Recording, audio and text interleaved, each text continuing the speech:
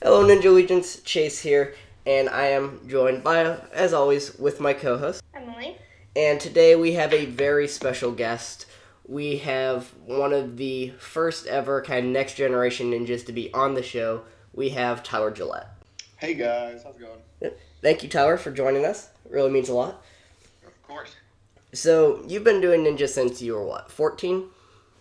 Yeah, about 14. What got you into it at first?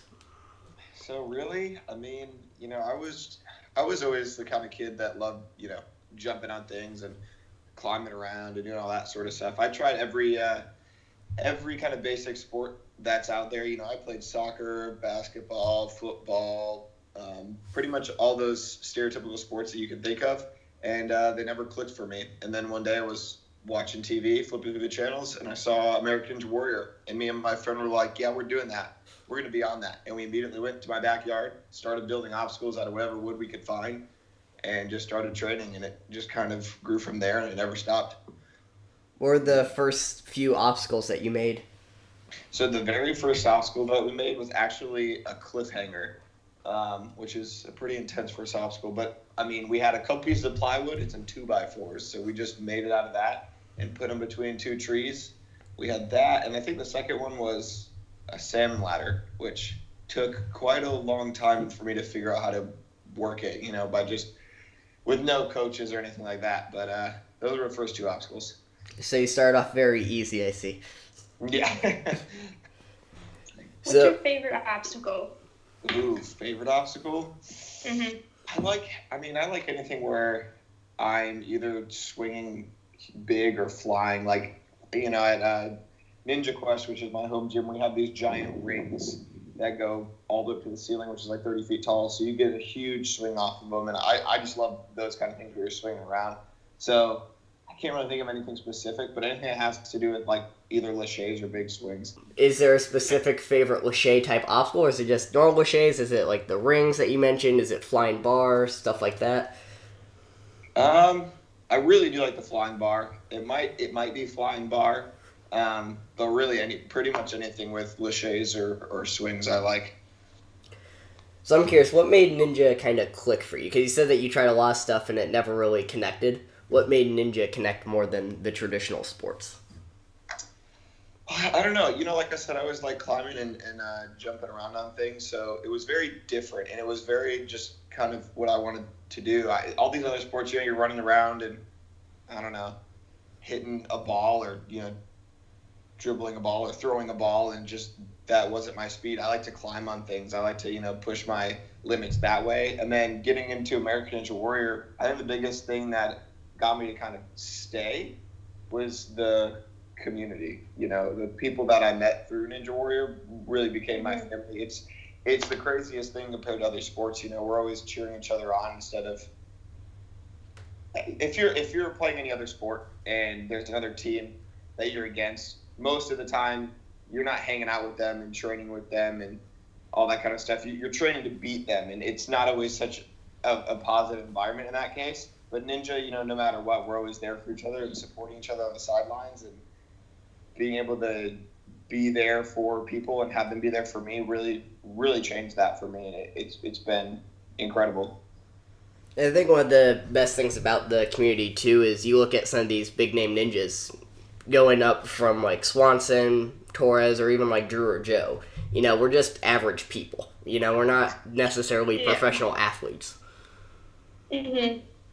Yeah, no, it's crazy because right now, the Ninja Warrior's not in the Olympics or anything. Hopefully one day it will be, but so no one's making crazy money off of it right now unless you win the show, which that's only happened once.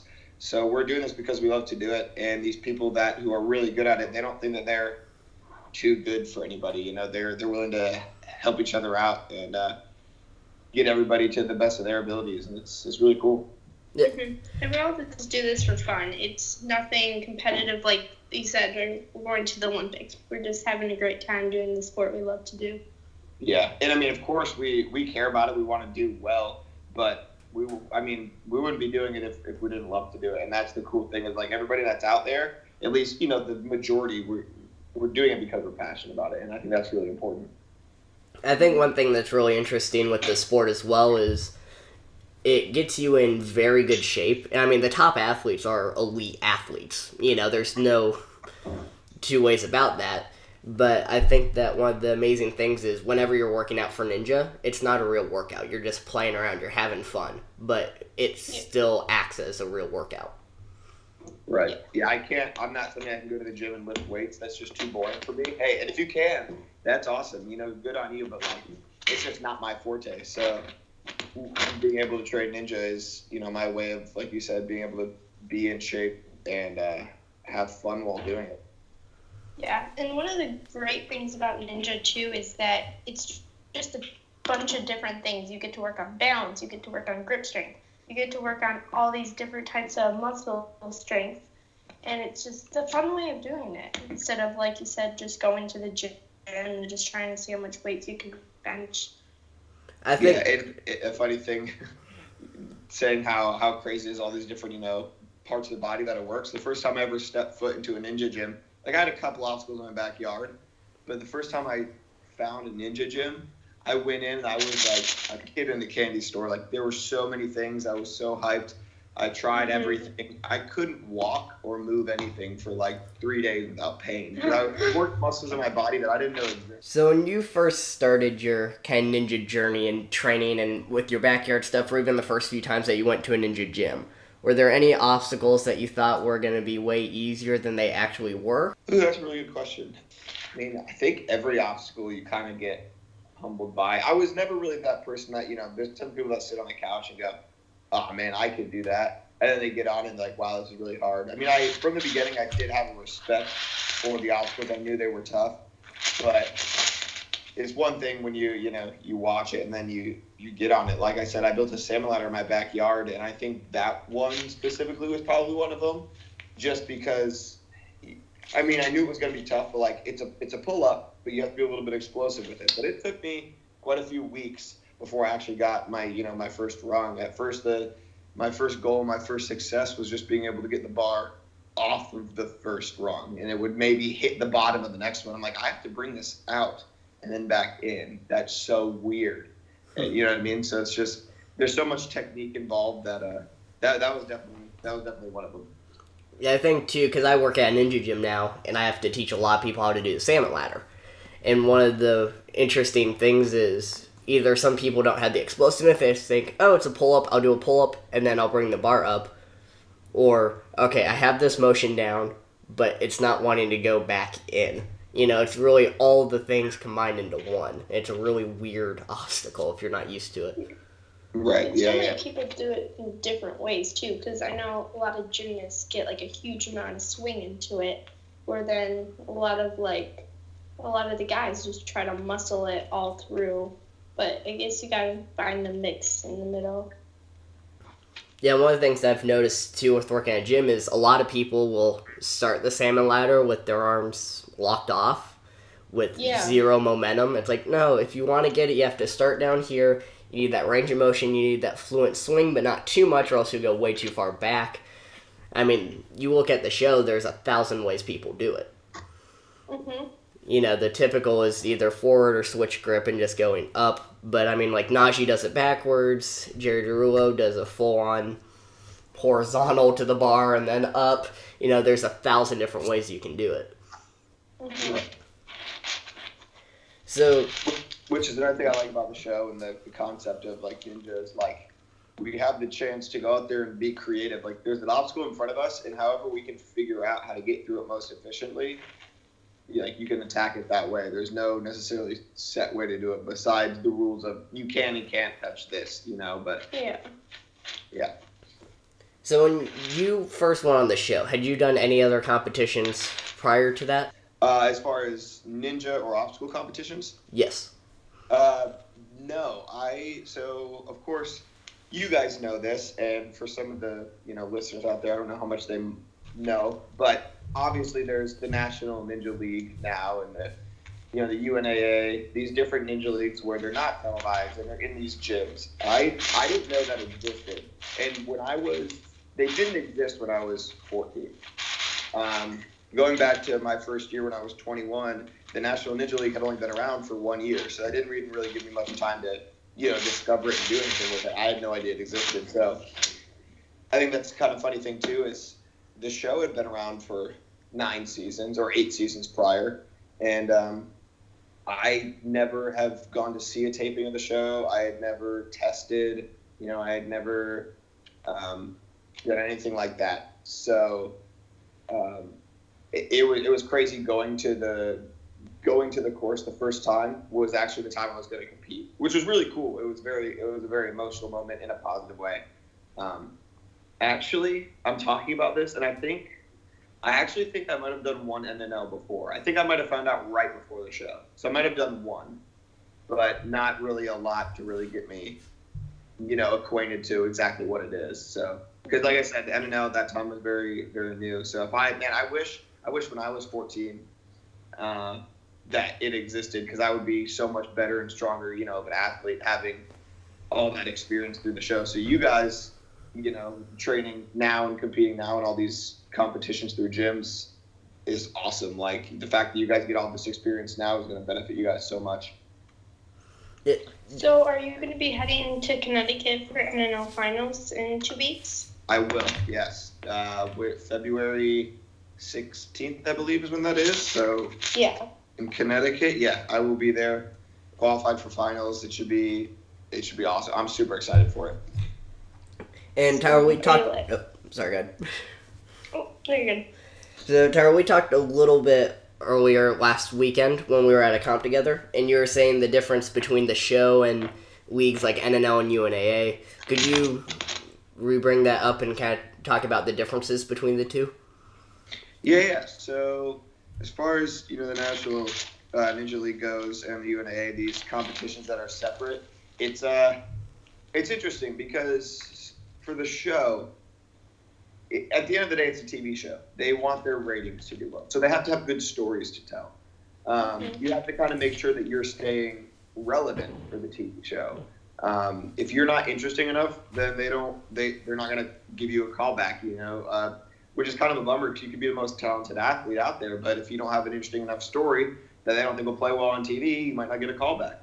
That's just how it is. That's how it works. So the National Ninja League and the UNAA, you can go and you can sign up and you can compete. Like, you don't have to be the most interesting person. Like, you can go based solely on your talent, which is what I'm hoping will continue to be the case for the ninja as a sport. But so going into the show, there's definitely some people that aren't amazing at it, which is fine. It's great that they get this opportunity, but when you go into these competitions that there's people that never got the chance to be on the show but are really talented athletes, sometimes those are harder than the show. And there's a lot bigger field of competitors in the National Ninja League because, like I said, if you sign up, you sign up. And if you qualify, there's so many more different qualifying gyms and stuff. So in 2 weeks in finals, there's going to be a couple hundred people in finals, whereas on the show, there's 100 people per city and then about 100 people in finals. So it's a lot more condensed. But again, the really cool thing that I'll say again about the sport is at the end of the day, it's you versus the course. If you don't do well on the course, you're not going to move on. So competition or not competition, you still have to better yourself. I think that is one of the things with the community too, is that is against the course instead of each other. Because I think we've all done comps and we've all been in this position where we've been running and the person that we're about to knock off the bubble is cheering us on about as hard as we would cheer ourselves on. And, and vice versa. Whenever we're on the bubble, I've cheered on people insanely hard. Like, hey, I know you can beat this obstacle, and I didn't. But I think that you deserve this because you did better on this course. Right. Mm-hmm. I mean, at the end of the day, if somebody does better than me, I don't want to move on because I didn't deserve to move on. It just doesn't really make sense. Like, why would I move on or want to if, of course, I'm going to be a little sad that I didn't, but I'm not sad that they did, and that's two separate things that we kind of understand. If they are capable of doing it, then they're capable of doing it. Like I said, there's nobody on the sidelines. They're not throwing things at you. Like, they have no direct impact on how you do on the course. They're not interfering with you on the course. So anything that you mess up on it's on you. So you got to learn to pick yourself up and do better next time. Yep. So I'm kind of curious, since you've been on the show and through city finals, Vegas stages 1 and 2, and have also done National Ninja League and UNAA, how would you compare kind of the obstacles as well as the atmosphere of both? So the obstacles on the show are pristine. You know, they're made through HDS, you know, the company that professionally makes these obstacles. So as far as obstacles go, some of the gyms that I've gone to, I mean, most of the gyms have great obstacles, but some of them, you know, aren't quite on the level as the show. So anytime you get the chance to touch any of the obstacles on the show, if you can go out there and be a tester for anybody listening, if you're, you know, 18 years old, or if you haven't had the chance to get on the show, you didn't get a call back, you can go test. And if you get the opportunity, I suggest it, because like I said, the obstacles are like, it's a giant playground, and the best of the best obstacles are out there. But then again, there's obstacles that have never seen the show that are in some gyms that people get creative. So, you know, I think it's good to be able to get experience on both of them. As far as the atmosphere, very, very similar. You know, like we were talking, everywhere I go, like the show or competition at a gym, everyone's very positive and pushing each other. I will say that the atmosphere in Las Vegas is like something I've never experienced because of how big of a scale the finals are with stages 1, 2, 3, and 4. Mount Midoriyama, it's insane, and everybody gets so hyped up, and it's just like there's this energy there that I don't get anywhere else. Yeah, so on your first season, you made it to Vegas, and you made it to stage 2 as well. What was the difference between walking on that first course at city qualifiers versus walking on for stage 1 up to that starting block? Ooh. Well, first of all, it was just surreal all of my entire first year and second year. But, I mean, after seeing it for so many years on TV, it's like, you know, just any dream. Like, you have a dream, you see this thing that you always wanted to do for 7 years, and then you finally get the chance to step foot on the course. It's insane. And I was freaking out inside on city finals, on qualifiers.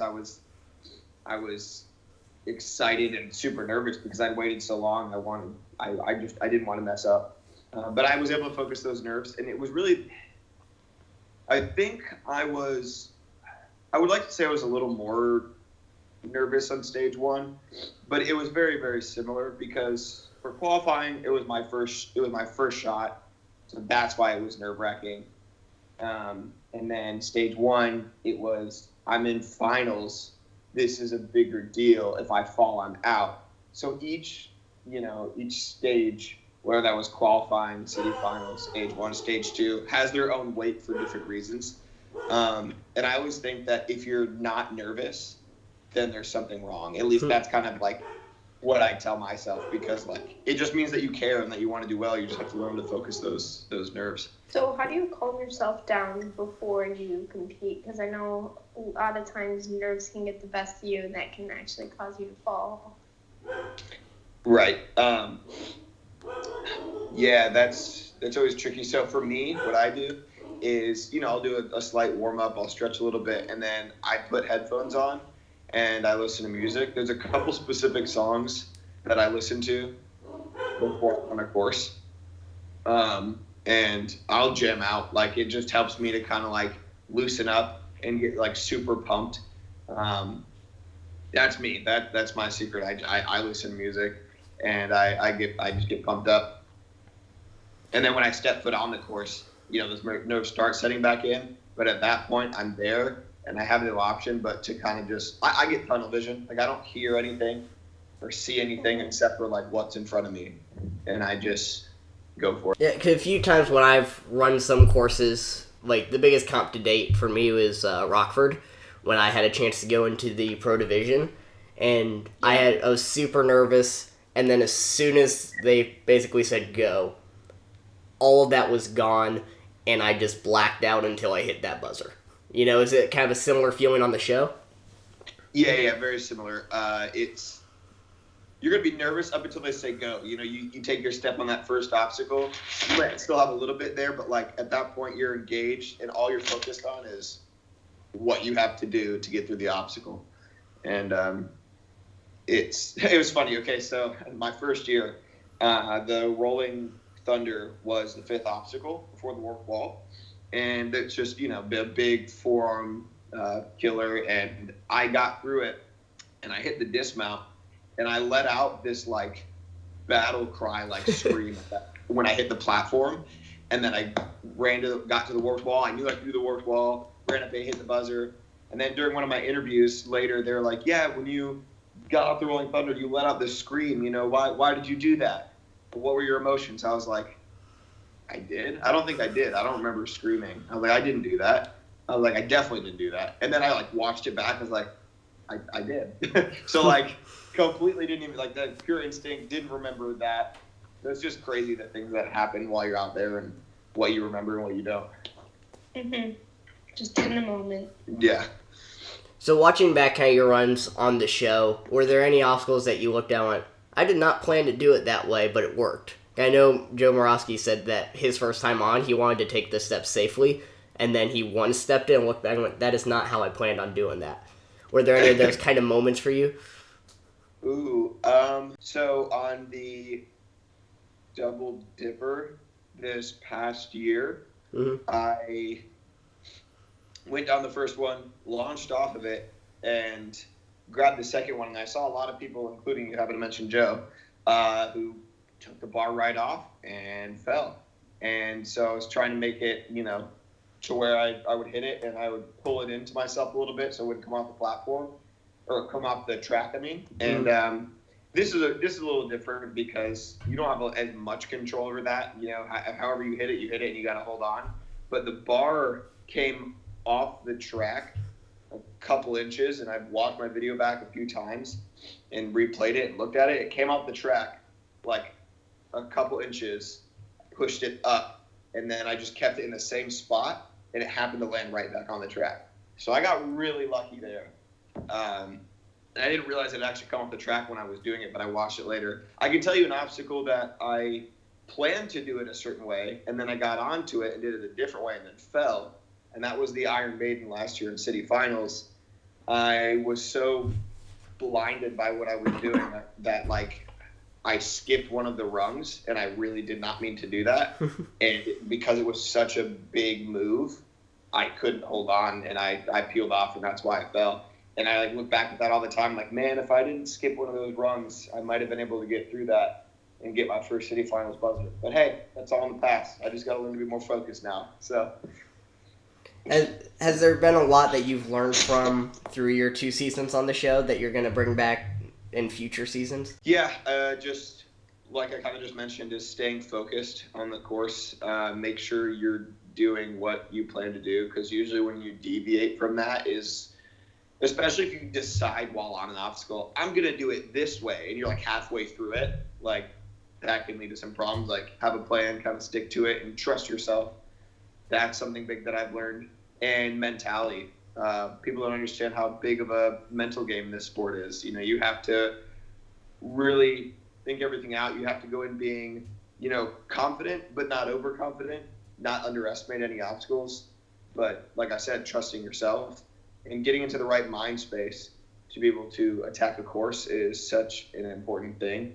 And that's just become more and more apparent over the years. So I try to really train the mental aspect as well, just as much as. So you mentioned about getting the callback, how they only pick about 600 people out of thousands and thousands of submissions. How do you get that first call? Yeah, so there's 6 different qualifying cities, so 600 people. Yeah, it's like a less than 1% chance you get a call. You just have to make a video that's different, really. There's a written part of the application too, so putting some interesting things in there. But they watch thousands of videos. So if your video is the exact same as the other 70,000 that submit, they're not going to remember it. Like something has to stand out. You have to have a really good personality. You have to have something really quirky or really dramatic that's happened to you that you can talk about, and do it in a way that you don't think they've seen before. And sometimes that's hard to figure out what it is. I literally started my video the first year with me just turning on the camera and being very real and raw. I turned on the camera and I said the first thing that just came out of my mouth, which was, "Oh my gosh, I have waited so long just to make this video. And that's like what started it. And I guess they were intrigued. And they're like, okay. And then I talked a little bit about, some of the stuff I've been through my life, and then talked about how Ninja has helped, and that I've been doing it since I was 14 years old, and that clicked for them. So find something that sets you apart.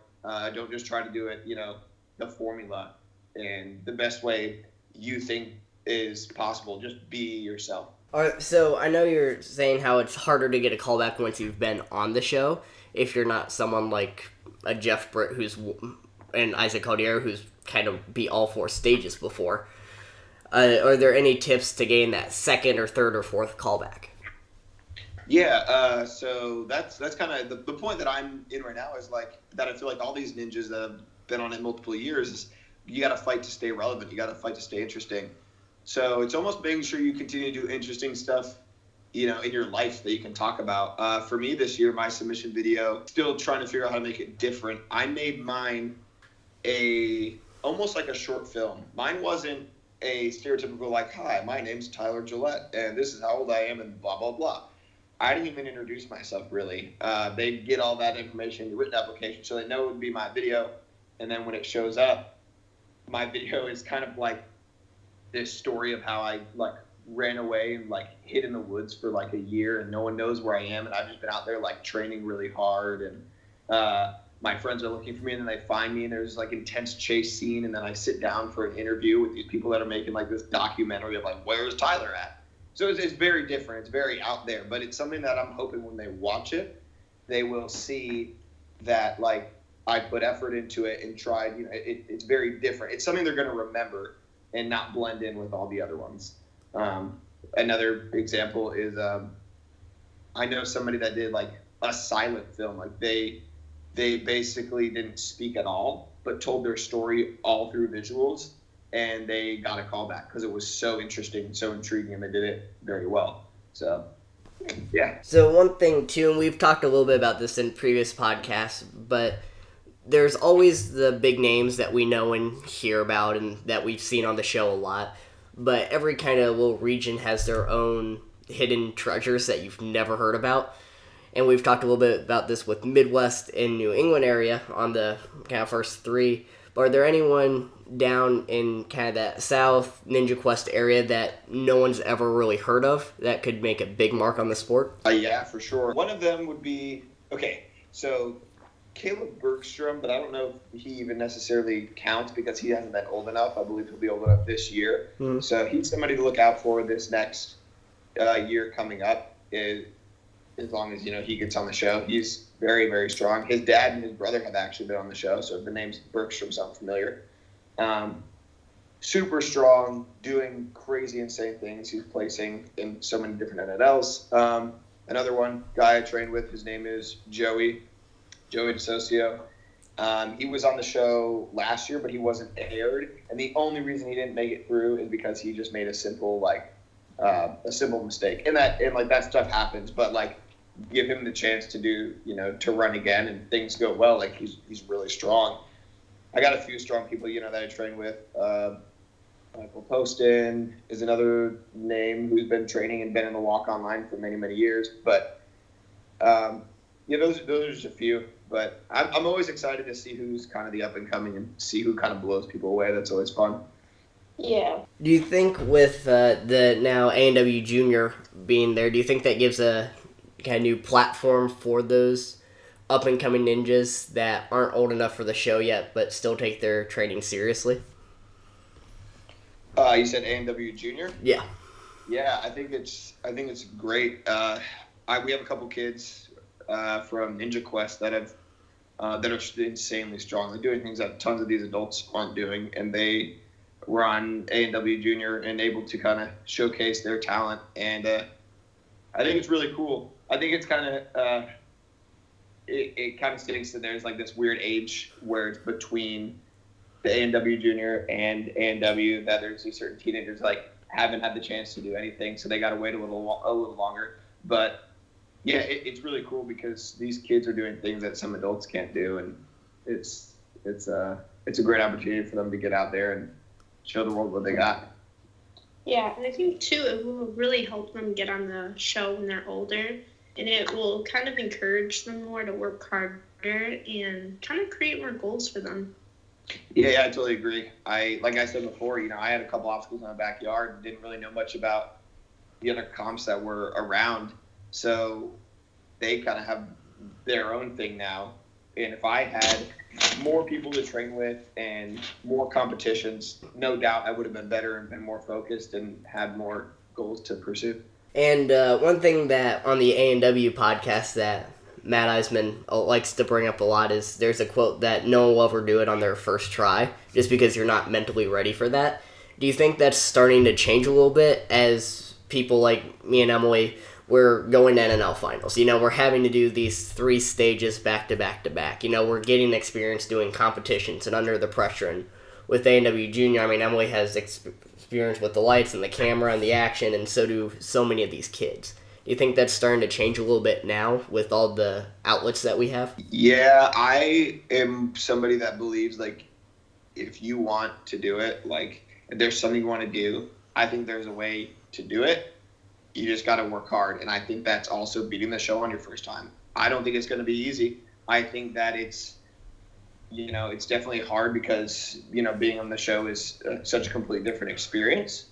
But I do think that it's possible. I think that there are so many strong kids now with all the competitions going around. And like we said, A&W Junior and that experience that I definitely think it's possible. And I would love to see it. Of course, everybody wants to be it. I wanted to be it. I wanted to be the whole thing in my first year. That definitely didn't happen. But I would love to see it. That would be groundbreaking. And I think we have that chance. And it might be a while. It might be quite a few years. But I think it's possible. It's going to be hard. Yeah, definitely. So from kind of starting off at 14 and that journey up until the show and then now after the show, has your training style changed at all for the show at all?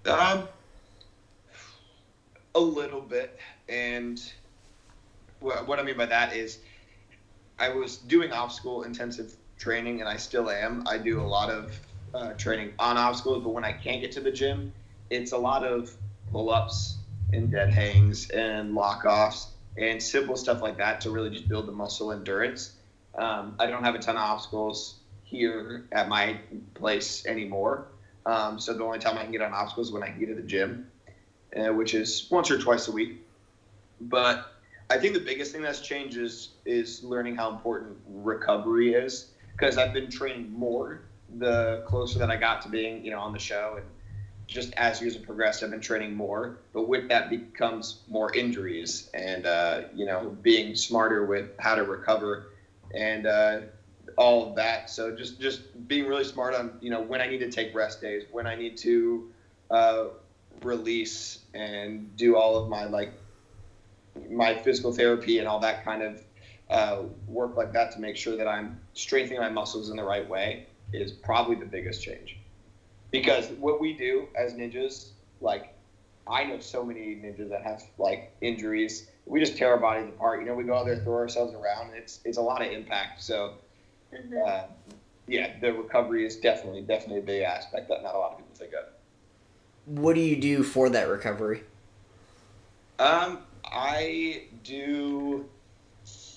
So right now I have some ankle issues and stuff like that. So just doing some stretching and stuff, and then work with bands, flexing it while there's a band around it with some resistance. And then some pressure point release and stuff like that, laying on a lacrosse ball and rolling out the lactic acid in my forearms and all that kind of stuff with a foam roller. I got tons of that kind of stuff playing around the house. So it's a lot of that and just dedicating time to make sure I do that and loosen up, my muscles, loosen up my tendons. Anytime I can get a massage is great as well. So do you have any really good kind of training tips for these up-and-coming ninjas? Whether it's someone like me or Emily that are training for the show and still have a few years to wait, or for someone that is starting today and wants to try something new and get into the scene more? So somebody that's starting first, someone that's starting or wants to start, honestly, the biggest tip that I have is start. And I know it sounds crazy, but so many people want to do this or other things, and they just they have that problem getting out there and just starting. Like if you can find a local ninja gym and you go, it's gonna change your life. The people that you'll meet, the encouragement that you'll get if you think, I want to do this, but I'm not that strong or whatever. Like, give it a shot. Like, go there, find a ninja gym, and just start. For people that are already, in it, like you guys, still becoming and haven't been on the show yet, training tips. It's really all about, I think, finding your weakness and really focusing on that. So for mine, it's endurance. So something that I do is at my gym, we have a lot of obstacles and a lot of space. So we'll try to set up like replicas of stages 1, 2, and 3 when it gets closer to Vegas. Or just doing obstacle after obstacle after obstacle after obstacle after obstacle. And sometimes gauntlets where, you're doing one obstacle upper body and then you're going right to the next without dropping. So anything for me is endurance-based training. So I think it's finding whatever that weakness is. So get in the gym, train your obstacles, find whatever that is, and then try to find different ways to train it. Because sometimes if you find your weakness and you get really bored of training the same thing over and over, which I can relate to, it's finding different ways to be able to train that, to keep it fun, to keep it interesting, make challenges, share those challenges on Instagram. Like, it's just a fun way to keep involved. So I guess that's kind of the biggest tip, is to find a fun way to stay at whatever that is. And some people obviously don't have the local ninja gym at their disposal. I know a couple ninjas that have amazing backyard courses, but the closest gym to them is 2, maybe 3 hours away.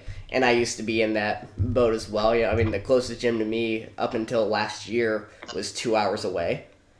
For the people training at home, whether it is starters or someone like us that have been doing it for a while, do you have any good home training tips or good obstacles to build at your house that would be easy to make and good for starting?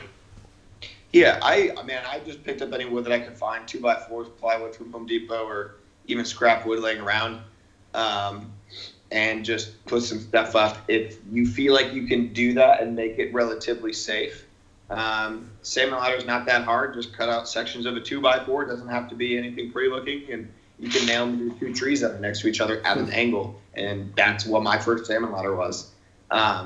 If you don't feel like you're at a point where you can build your own obstacles in that way, pull-up bar. Whether that's buying one at Walmart for $25 and putting it in a door frame, or finding a tree outside that has a branch that you can do pull-ups on. There's always something. Pull-ups are huge for me because that is the main thing that I do when I am not obstacle training, because I want to work my forearm endurance and trying to do, spicing it up with doing like 100 pull-ups as fast as I can. Or doing sets of pull-ups and doing lock-offs and doing dead hangs, stuff like that. Push-ups. If you can get a hold of some weights to have at your house, that's just something different to spice it up. But I do a lot of pull-ups and push-ups, and you'd be surprised at how that can help your endurance. So, that's kind of the tips I got. And to add to that a little bit, one of the things that I did when I started that I just thought of is there's a playground in my backyard. And for me, one of my main strengths is my lock-off strength. And that was because I had to do obstacles. And by obstacles, I mean like very poorly built monkey bars that were like 3 feet over the ground. So you really kind of had to ball up and get that lock-off strength quickly, or else you're not going to be able to do something as simple as monkey bars. And I think that's one of the good ways that you can kind of challenge yourself and use a playground in a way that most people aren't using it. If you're at school and going there, be careful. Yeah, that's actually another thing that I don't know why I completely forgot. Like, I did have obstacles in my backyard, but I live like a mile away from a school that has a playground. I would go up there all the time too, like you said, and train on it in ways, because there's just, metal and bars and stuff, and using it in ways that most people wouldn't. So everyone, or most people, if you don't have a ninja gym, might have a playground around. So go there and get creative with that too. It's very, very smart. Yep. So I actually have to get going. So I'm going to practice soon. So could we wrap this up in a couple minutes? Yeah. All right, cool. Tyler, is there anything else that you would like to add in? I I guess I just want to speak to everyone real quick and say that whatever your dream goal might be, and a lot of that might be ninja because is probably why you're listening to this, because you're interested in ninja. But whatever that is, go all in on it. Don't let anybody else's opinion of you or what you're chasing, affect your passion. If you want it, there is a way to achieve it. You just have to work hard for it. I had to wait 7 years. And all these people were very supportive and they thought it was cool. But when I actually got on the show, they approached me and they're like, wow, that's so cool. You stuck to it. You actually did it. And I was like, yeah, I told you I was going to do it. Of course I did it. So keep that positive mindset. Tell yourself and tell others that you're going to achieve that goal. Put it out there and just work hard for it. And I believe that anything that you work hard for, you can achieve. That's an amazing message, too. And thank you, Tyler, for coming on to the podcast. It really does mean a lot. I'm sure this is going to help out a lot of beginners and starting ninjas. Mm-hmm. Yeah, I love what you guys are doing, especially, still like up and coming and stuff. I haven't been on the show yet. Like, you guys are the best people to be doing this, and you guys are really talented, and I'm fully supportive. Like, this is a really cool platform that you guys have. So best of luck with it, and hopefully you guys get some other awesome guests on here. Thank you. Thank you. Yep. And thank you guys for listening to the podcast. If you haven't already, go ahead and subscribe to Ninja Allegiance on YouTube. That's where we do most of our content, whether it's runs or tips and tricks videos, as well as we will have the podcast up on iTunes and Spotify soon. So thank you guys for listening. Thank you again, Tyler, for joining on and for sharing your wisdom. Sure. Yep. Anyway, guys, we'll see you later.